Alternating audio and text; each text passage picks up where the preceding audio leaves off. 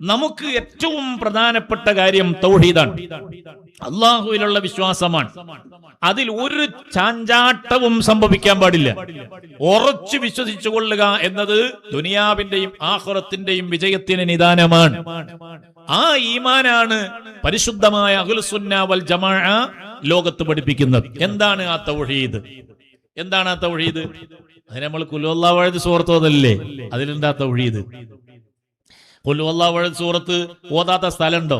ഇവിടെ ഈ പരിപാടി തുടങ്ങുമ്പോൾ ഓതിണ്ടാവും, മരിച്ച വീട്ടിൽ ഓതും, എല്ലാ സ്ഥലത്തും ഓതും. എന്താ? തൗഹീദ് ഉറപ്പിക്കാനാണ്. എന്നാ മരിച്ച വീട്ടിൽ ആ തൗഹീദിന്റെ സൂറത്ത് പറ്റൂല എന്ന് പറയുന്ന ആളുകളുണ്ട്. അവരാണ് മുജാഹിദീങ്ങൾ. ഒരു വലിയ തൗഹീദിന്റെ ആളുകളാന്നാ പറയാം. എന്നാ ഈ തൗഹീദ് പഠിപ്പിക്കുന്ന ഈ സൂറത്തൊന്ന് മരിച്ച വീട്ടിൽ ഓതാൻ പറ്റോ? യാത്രയപ്പിന് ഓതാൻ പറ്റോ? ഖബറിങ്ങൽ ഓതാൻ പറ്റോ? തൗഹീദിന്റെ സൂറത്താണ്, പറ്റൂല എന്നാണ് അവരെ വാദം. ഞാനത് വേറെ പറയാം. ഈ സൂറത്തിൽ പരിശുദ്ധ ഖുർആനിൽ അള്ളാഹു നമ്മളെ തൗഹീദ് പഠിപ്പിക്കുകയാണ്. ഖുൽ നബിയെ തങ്ങൾ പ്രഖ്യാപിക്കുക, അല്ലാഹു അഹദ്, അള്ളാഹു ഏകനാണ്. അല്ലാഹു തആല ഏകനാണ്. അല്ലാഹു സമദ്, അള്ളാഹുവിനെ എല്ലാം ആശ്രയിക്കുന്നു. അള്ളാഹു ഒന്നിലേക്കും ആശ്രയിക്കുന്നവനല്ല. അള്ളാഹു ഒന്നിലേക്കും ആശ്രയിക്കുന്നില്ല. അള്ളാഹു സമദ് എന്ന് പറഞ്ഞാൽ എന്താ അർത്ഥം? അല്ലാഹു തആല അവനെ എല്ലാം ആശ്രയിക്കുന്നു, അള്ളാഹു ഒന്നിനെയും ആശ്രയിക്കുന്നില്ല. അള്ളാഹുവിനെ അങ്ങോട്ടെല്ലാം ആശ്രയിക്കും. കാലങ്ങളും സ്ഥലങ്ങളും സമയങ്ങളും വ്യക്തികളും എല്ലാം, ഏത് ശക്തിയും അള്ളാഹു കൊടുത്ത ശക്തി മാത്രമേ ഉള്ളൂ, കൊടുക്കുന്ന ശക്തിയേ ഉള്ളൂ. അല്ലാത്തൊരു ശക്തിയും ലോകത്ത് ഒരാൾക്കില്ല. എല്ലാം അള്ളാഹുവിനെ അങ്ങോട്ട് അവലംബിക്കുന്നു. അള്ളാഹു ഒന്നിലേക്കും അവന് ആശ്രയം എന്ന് പറയുന്ന ഒരു സംഗതി ഇല്ല. ലം യലിദ്, അവന് സന്താനങ്ങളില്ല. വലം യൂലദ്, അവന് സന്താനവുമല്ല. ഓനാരെങ്കിലും സന്താനമല്ല. അല്ലാഹു തആല ഏതെങ്കിലും ബാപ്പന്റെയോ സന്താനമല്ല. അതുപോലെ തന്നെ അവന് മക്കളുമില്ല. അങ്ങനെയൊക്കെ പറഞ്ഞ ആളുകളുണ്ട്. വലം യകുല്ലഹു കുഫുവൻ അഹദ്, അവന് തുല്യമായി ആരുമില്ല, ഒന്നുമില്ല. ഓന് തുല്യമായിട്ടൊന്നുമില്ല. ഇത് തൗഹീദാണ്, സൂറത്തു തൗഹീദ്. ലൈസ കമിസ്ലിഹി ശൈഉൻ, അല്ലാഹുവിനെ പോലെ ഒന്നുമില്ല. തൗഹീദ്. ഈ തൗഹീദിൽ ഉറച്ചു വിശ്വസിക്കും നമ്മൾ. അതുകൊണ്ടാണല്ലോ നമ്മുടെ ചെറിയ കുട്ടികൾക്ക് മദ്രസയിൽ നമ്മൾ പഠിപ്പിക്കുന്ന എന്താണ്? അല്ലാഹു മൗജൂദുൻ ഖദീമുൻ ബാഖി മുഖാലിഫുൻ ലിൽ ഖൽഖി ബിൽ ഇത്ലാഖി ഫഹുവ ലിമാ യുരിദുഹു ഫഅലു വലൈസ ഫിൽ ഖൽഖി ലഹു മീസാലു. അല്ലാഹു തആല മൗജൂദാണ്, എന്നെന്നും ഉള്ളവനാണ്. ഖദീമാണ്, ഉള്ളതിന് തുടക്കമില്ലാത്തവനാണ്. ബാക്കി എന്നും ഉണ്ടാകുന്നവനാണ്. മുഖാലിഫുൽ ലിൽ ഖൽഖി ബിൽ ഇത്ലാഖ്, സമ്പൂർണമായും അവന്റെ പടപ്പുകളോട് പടച്ചവൻ വ്യതിരിക്തനാണ്. മാത്രമല്ല ഫഹുവ ലിമാ യുരീദുഹു ഫഅലു, അവൻ ഉദ്ദേശിക്കുന്നത് ചെയ്യുന്നവനാണ്. വലൈസ ഫിൽ ഖൽഖി ലഹു മീസാലു, അവന് തുല്യമായ സൃഷ്ടികളിൽ ആരുമില്ല. ഈ തൗഹീദ് ഉറച്ചു വിശ്വസിക്കുന്നവരല്ലേ നമ്മള്? എന്നാലേ വിശ്വാസിയാവുള്ളൂ, അല്ലേ? ആർക്കും സംശയമില്ല. ഇത് ഉറച്ചു വിശ്വസിക്കണം നമ്മൾ. അത് ഉറച്ചു വിശ്വസിക്കുമ്പോ ഇലാഹായ റബ്ബിനെ നമ്മൾ അംഗീകരിച്ചു. ഇലാഹായ റബ്ബിനെ അംഗീകരിച്ചു. അള്ളാഹുവിന്റെ ഏകത്വം നമ്മൾ ഉൾക്കൊണ്ടു. അവന് മാത്രമേ ഇബാദത്തുള്ളൂ എന്ന് നമ്മൾ ഉൾക്കൊണ്ടു. ആരാധനകൾ മുഴുവനും അവന് മാത്രമാണ്. എന്നാൽ ഈ വിഷയത്തിൽ വലിയ അട്ടിമറികൾ നടത്തിയവരാണ് ഇവിടെയുള്ള പുത്തൻവാദികളായ ആളുകൾ.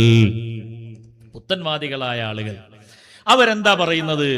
ഞാൻ നിങ്ങൾക്ക് കേൾപ്പിച്ചു തരാം. അള്ളാഹുവിനെ സംബന്ധിച്ച് മുജാഹിദുകളുടെ നേതാക്കന്മാര് പറയുകയാണ്. അവരുടെ ഒരു മൗലവി, മങ്കടക്കാരനായ ഒരു മൗലവി പറയാൻ എന്താ പറയുന്നത് അറിയോ? സലഫി മാർഗം, ഈ മുജാഹിദുകളുടെ മാർഗം, ആ മാർഗം എന്തെന്നാണ് പറയുന്നത്. നന്നായി കേൾക്കണേ, ശ്രദ്ധിക്കണ്ടല്ലോ അല്ലേ? അതായത് സലഫി മാർഗം എന്ന് പറഞ്ഞിട്ട് ഇവര് പറയുന്നത് അറിയോ? അവർ അള്ളാഹുവിന് യോജിച്ച വിധത്തിലുള്ള ശരീരവും അവയവങ്ങളും അവനുണ്ടെന്നും അവ എങ്ങനെയായിരിക്കുമെന്ന് നമുക്കറിയില്ലെന്നും വിശ്വസിക്കുന്നവരാണ്. അള്ളാഹുവിനെ പറ്റി മുജാഹിദ് മൗലവിമാര് പഠിപ്പിക്കുന്ന ആശയം എന്ത്? അള്ളാഹ്ക്ക് ശരീരമുണ്ട്, അള്ളാഹ്ക്ക് അവയവങ്ങളുണ്ട്. തൗഹീദിൽ പഴച്ച ആളുകളാണ് ഇവര്. ആര്? ഈ മുജാഹിദീങ്ങൾ. ഈ ജമാഅത്ത് ഇസ്ലാമി അവരെ കുഴപ്പം എന്താന്ന് വെച്ചാൽ എന്താണ് ഇപ്പൊ അവരുടെ കുഴപ്പം? അവര് പള്ളിയിൽ നിന്ന് വാങ്കുവിളിക്കണ്ടല്ലോ. റമദാനില് മഗ്‌രിബിന്റെ കുറച്ച് നേരത്തെയും സുബൈന്റെ കുറച്ച് കഴിഞ്ഞിട്ടും ആണെങ്കിലും ബാങ്കൊക്കെ വിളിക്കണ്ടല്ലോ. അങ്ങനെയാണ് നമ്മൾ കേൾക്കുന്നത്. അങ്ങനെയാണ്. ഞാൻ ഈ പുസ്തകത്തിൽ പറയുന്ന വിഷയം എന്താണെന്നറിയോ? അവര് പറയാണ്, മുസ്ലിം ചിന്താ പ്രസ്ഥാനങ്ങൾ എന്ന പുസ്തകത്തിൽ അവരുടെ മങ്കട അബ്ദുൽ അസീസ് മൗലവി എന്ന KNM-ന്റെ മുൻ പ്രസിഡന്റ് എഴുതിയ പുസ്തകമാണ്. കേരള നദ്വത്തുൽ മുജാഹിദീൻ എന്ന മുജാഹിദീങ്ങളുടെ പുസ്തകമാണ്. ആ സംഘടനയാണ്. അതിന്റെ സ്റ്റേറ്റ് പ്രസിഡന്റ് ആയിരുന്ന ആൾ എഴുതിയ പുസ്തകം.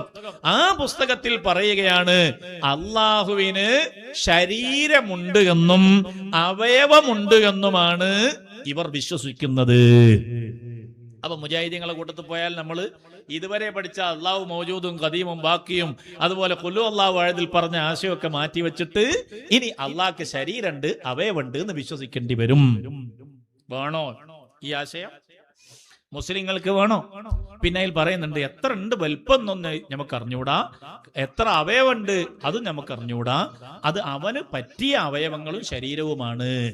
ആനക്ക് പറ്റിയതാണല്ലോ ആനക്ക് ഉണ്ടാകുക ശരീരത്തിന്റെ വലിപ്പമൊക്കെ. അത് ഇയാൾ ഇതിൽ പറഞ്ഞു വെക്കുന്നുണ്ട്. ഞാൻ ആ ഭാഗത്തേക്ക് കിടക്കുകയല്ല. പറയുന്നറിയോ, 2004 ഒരു പുസ്തകത്തിൽ പറയുകയാണ്, അള്ളാഹുവിന്റെ ഇരു കൈകളും വലതുഭാഗമാണ്. അള്ളാഹുവിന്, നിങ്ങൾ കേട്ടിനോ ഈ ആശയം? അള്ളാഹുവിന് ഇരു കൈകൾ, 2 കൈയുണ്ട്, അത് രണ്ടും വലതുഭാഗമാണ്. വലതുഭാഗം ഉണ്ടാകണമെങ്കിൽ ഇടതുഭാഗം ഉണ്ടാകണമല്ലോ. ഭാഗം എന്ന് പറയുന്നത് ആപേക്ഷികമായൊരു സംഗതിയാണല്ലോ. നിങ്ങളെ വലതുഭാഗം എന്റെ ഇടതുഭാഗമാണ് അല്ലേ? അങ്ങനെയല്ലേ? നിങ്ങളെ വലതുഭാഗം ഞാൻ അങ്ങോട്ടല്ലേ തിരിഞ്ഞിക്കണ്, നിങ്ങൾ ഇങ്ങോട്ടും അല്ലേ? അപ്പൊ അങ്ങനെ ഉണ്ടാകാം. ആപേക്ഷികമാണ്. അവരെ ഇടതുഭാഗം നിങ്ങളെ വലതുഭാഗമാണ്. അങ്ങനെയാണുള്ളത്. അങ്ങനെ ഉണ്ടാകുക. അപ്പോ ആപേക്ഷികമാണ്. അപ്പൊ ഉണ്ടെങ്കിൽ ഇടതുണ്ടാകണല്ലോ. ഇടതില്ലാണ്ട് തന്നെ വെറും വലത് ഭാഗം എന്ന് മാത്രം ഒരു സംഗതി സങ്കല്പിക്കാൻ കഴിയില്ലല്ലോ. ഭാഗം അള്ളാഹുവിനുണ്ട് എന്ന് പറയുമ്പോൾ തന്നെ അള്ളാഹുവിന് ജഡമുണ്ട്, ശരീരമുണ്ട് എന്ന് വിശ്വസിക്കലായി. അത് വിശ്വസിക്കുന്നതോടുകൂടെ തന്നെ തൗഹീദിൽ നിന്ന് പുറത്തായി. ഇപ്പൊ ഒരു മുജാഹിദ് ആശയം ഉൾക്കൊള്ളുന്നതോടുകൂടെ തൗഹീദി ആശയത്തിൽ നിന്ന് പുറത്തുപോയി. തൗഹീദില്ല എന്നതാണ് അവരുടെ ഏറ്റവും വലിയ കുഴപ്പം. അള്ളാഹുവിലുള്ള വിശ്വാസം ശരിയല്ല. അവിടെ നിന്ന് തുടങ്ങാൻ അള്ളാഹുവിലുള്ള വിശ്വാസം. ഇനി നിങ്ങൾ നോക്കണേ, ഇതിലെന്താ? ഇത് 2004 അൽമനാറാണ്. അൽമനാറിൽ നിന്നാണ്. അങ്ങനെ ഒരുപാട് എഴുതുന്നുണ്ട്. അള്ളാഹുവിന്റെ ഇരു കൈകളും വലതുഭാഗമാണ് വേറൊരു പുസ്തകത്തിൽ. ഇനി ഞാൻ വേറെ അത് അങ്ങനെ പറയുന്ന കുറെ സ്ഥലങ്ങളുണ്ട്, കുറെ രേഖകൾ എന്റെ കയ്യിലുണ്ട്. ഇനി ഞാൻ 2009 അവരുടെ അൽമനാർ വായിക്കുകയാണ്. ഇതിൽ അവർ പറയുന്നത് എന്താ അറിയോ? അള്ളാഹുവിന്റെ 2 കൈയും വലത്തല്ല, ഒരു കൈ അടുത്താണ്. അല്ല മാറുക. 2004 പുസ്തകമല്ലേ നേരത്തെ ഞാൻ വായിച്ചത്? 2009 അവർ പറയുന്നത് എന്താണ്? അന്ത്യദിനത്തിൽ അള്ളാഹു ആകാശങ്ങളെ ചുരുട്ടിയെടുക്കും, പിന്നീട് തന്റെ വലത് കൈകൊണ്ട് പിടിച്ച ശേഷം പറയും, ഞാനാണ് രാജാവ്, എവിടെ അഹങ്കാരികളും ധിക്കാരികളും? ശേഷം ഭൂമിയെ തന്റെ ഇടതു കൈ കൊണ്ട് ചുരുട്ടിപ്പിടിക്കും. അപ്പൊ 2004 എന്താ പറഞ്ഞത്? അള്ളാഹ്ക്ക് 2 കൈയുണ്ട്, രണ്ടും വലതുഭാഗമാണ്. അപ്പൊ 2009 എന്താ പറയുന്നത്? അള്ളാഹുവിന് 2 കൈയുണ്ട്, ഒരു കൈ വലത്തും ഒരു കൈ ഇടത്തുമാണ്. ഈ വാട്സപ്പിലൊക്കെ സംശയം ചോദിക്കുന്നവരോട്, സഹോദരിമാരോട് പ്രത്യേകിച്ച് ഞാൻ പറയാണ്. അപ്പൊ അവരോട് നിങ്ങൾ തിരിച്ചു ചോദിക്കും, ഈ മുജാഹിദീങ്ങളെ അള്ളാന്റെ കയ്യിപ്പ് എവിടെയാണെന്ന് ചോദിച്ചാൽ മതി. നിങ്ങളെ 2004 പുസ്തകത്തിൽ അള്ളാഹ്ക്ക് 2 കൈയുണ്ട് എന്നും അത് രണ്ടും വലതുഭാഗത്താണെന്നും, എന്നാൽ 2009 അള്ളാഹ്ക്ക് 2 കൈയുണ്ടെങ്കിലും ഒരു കൈ വലത്തും ഒരു കൈ ഇടത്തുമാണ് എന്നും പറയുന്നുണ്ടല്ലോ. ഇതിലേതാ തൗഹീദ്? ഏത് വിശ്വസിച്ചവനാണ് ഇസ്ലാമിൽ? ഏത് വിശ്വസിച്ചവനാണ് ഇസ്ലാമിന്റെ പുറത്ത്? ഇനി വേറെ ഒന്ന് ഞാൻ വായിക്കാം. അതിൽ എന്താ പറയുന്നറിയോ? അള്ളാഹു ആകാശത്തിൽ, അള്ളാഹു ആകാശത്തിലാണ്. നമ്മൾ വിശ്വസിക്കുന്നുണ്ടോ അങ്ങനെ? അള്ളാഹു ആകാശത്തിന്റെ ഉള്ളിലാണ് വിശ്വസിക്കാൻ പാടുണ്ടോ? അള്ളാഹു ആകാശത്തിന്റെ അധിപനാണ്. അള്ള സൃഷ്ടിച്ച ഒരു സൃഷ്ടിയുടെ ഉള്ളിലാണ് അള്ള ഉള്ളത് എന്ന് പറഞ്ഞാൽ, ഈ സൃഷ്ടിക്കുന്നതിന് മുമ്പ് അള്ള അവിടെ ചോദ്യം വരൂലേ? ബുദ്ധിയുള്ള കുട്ടികളല്ലേ ഇന്നത്തെ കാലത്തുണ്ട്. അള്ളാഹിനെ സംബന്ധിച്ച് പറയുകയാണെന്ത്? അള്ളാഹു തആല അള്ളാഹു ആകാശത്തിലാണെന്നുള്ളതിന് വിശുദ്ധ ഖുർആനിൽ ഒരുപാട് ആയത്തുകളുണ്ട്. ഇവർ പറഞ്ഞു. എന്നിട്ട് ഇവർ പിന്നെ പറയുന്നത് എന്താണെന്നറിയോ? അല്ലാഹു തആല ആകാശത്തിലല്ല, അല്ലാഹു ആകാശത്തിന്റെ പുറത്താണ്. അല്ലാഹു തആല ആകാശത്തിന്റെ പുറത്താണ്, അല്ലാഹു അർശിന് മുകളിൽ. ഞാനിത് വെറുതെ വായിക്കല്ലേ, അതൊക്കെ പുസ്തകമാണ്, അവരുടെ പുസ്തകം. ഇതിന്റെ ഹെഡിങ് എങ്ങനെയാണ്? അല്ലാഹു എവിടെന്നാണ് ഇതിന്റെ ഹെഡിങ്. അല്ലാഹു എവിടെ? മുജാഹിദീങ്ങളുടെ ഭയങ്കര ചർച്ചയാണ് അള്ളാഹിനെ കണ്ടെത്താൻ വേണ്ടിയിട്ട് നോട്ടീസൊക്കെ ഇറക്കിയിട്ടേ. അള്ളാഹു എവിടെയാണ് ചർച്ച? അള്ളാഹു അർശിന് മുകളിൽ. നേരത്തെ പറഞ്ഞ എന്താണ്? അള്ളാഹു ആകാശത്തിൽ. ഇപ്പൊ പറയുന്നത് എന്താണ്? അർശിന് മുകളിൽ. അള്ളാഹു തആല അർശിന് മുകളിൽ അവരെഴുതി. അപ്പോ എന്നിട്ട് ഒരു മൗലവി പറയാണ് അള്ളാഹു ആകാശത്തിലാണെന്ന് പറയുമ്പോ അതൊരു പ്രശ്നമാണ്. കാരണം അള്ളാഹ് പടച്ച സൃഷ്ടിയല്ലേ ആകാശം, അതിന്റെ ഉള്ളിൽ തന്നെയാണ് അള്ളാഹ് എന്ന് പറഞ്ഞാൽ അതൊരു ന്യൂനതയാണല്ലോ. അപ്പൊ അള്ളാഹു ആകാശത്തിന്റെ പുറത്ത് എന്നാണ് പറയേണ്ടത് എന്ന് വേറൊരു മൗലവി പുസ്തകം എന്റെ കയ്യിലുണ്ട്. അപ്പോ അർശിന്റെ മുകളിലാന്ന് നിങ്ങൾ പറഞ്ഞല്ലോ. അപ്പൊ ആ അർശിന്റെ മുകളിലാകുമ്പോ അവിടെ വീണ്ടും ഒരു ചോദ്യം ഉണ്ടല്ലോ. അല്ലാഹു തആല അവന്റെ സൃഷ്ടിയാണോ അർശ്? അല്ല, അവനെ പോലെ പണ്ടേ ഉള്ളതാണോ അർശ്? കാരണം അള്ളാഹ് ഒരു സൃഷ്ടി ഉണ്ടാക്കിയിട്ട് ആ സൃഷ്ടിന്റെ മുകളിൽ കയറിയിരുന്നു എന്ന് വരൂലേ? അർശ് അല്ലാഹു തആലന്റെ സൃഷ്ടിയാന്ന് വന്നാൽ അല്ലേ? വരൂലേ? അല്ലേ വരിക? അല്ലേ? അല്ലാഹു തആലന്റെ സൃഷ്ടിയാണ് അർശെങ്കിൽ ആ അർശിന്റെ മുകളിലാണ് അല്ലാഹു തആല ഇരിക്കുന്നതെങ്കിൽ അള്ളാന്റെ ഇരിപ്പിടം എന്നാണ് അവർ എഴുതിയത്. ഇരിപ്പിടം, അള്ളാഹ് ഇരിക്കുന്ന സ്ഥലം, അവൻ കാലുവെക്കുന്ന സ്ഥലം, അതാണ് കുർസി എന്നാണ് അവർ എഴുതിയത്. അള്ളാഹ് അർശിന്റെ മുകളിൽ ഇരുന്നിട്ട് കാലുവെക്കുന്ന സ്ഥലം, പാദസ്ഥാനം, അതാണ് കുർസി അവരുടെ പുസ്തകത്തിൽ. മേശപ്പുറത്തുണ്ട് ഇതിന്റെ, ഈ ടേബിളിന്റെ മുകളിൽ, ഈ പീഠത്തിന്റെ മുകളിലുണ്ട് ഈ പുസ്തകങ്ങളൊക്കെ. അർശിന്റെ മുകളിൽ ഇരുന്നിട്ട് കുർസിന്റെ മുകളിൽ കാല് വെക്കുന്നു അല്ലാഹു തആല. ഞാനുണ്ട് പടച്ചോനെ പറ്റിയുള്ള വിശ്വാസ, അള്ളാഹിനെ പറ്റി. ഇത് വിശ്വസിക്കാനാണോ പള്ളി എന്ന പേരിൽ കെട്ടിടമുണ്ടാക്കിയിട്ട് മൗലവിമാരെ നമ്മളെ വിളിക്കുക? ഒരു 4-5 ആൾക്കാര് ഗൾഫിലോ മറ്റോ പോയിട്ട് അവിടെ നിന്ന് എന്തോ ഒരാശയം കിട്ടിയ അസാധുക്കൾക്ക് ദുനിയാവിൽ മുജാഹിദ് എന്താണെന്നറിയോ? ഒരിക്കൽ മുജാഹിദ് എന്താണെന്നറിയോ? അതിന്റെ ചരിത്രം അറിയോ? ഓരോ വിശ്വാസം അറിയോ? ഓരോ കർമ്മ അറിയോ? ഖുർആൻ അറിയോ? ഹദീസ് അറിയോ? ഒന്നും അറിയില്ല.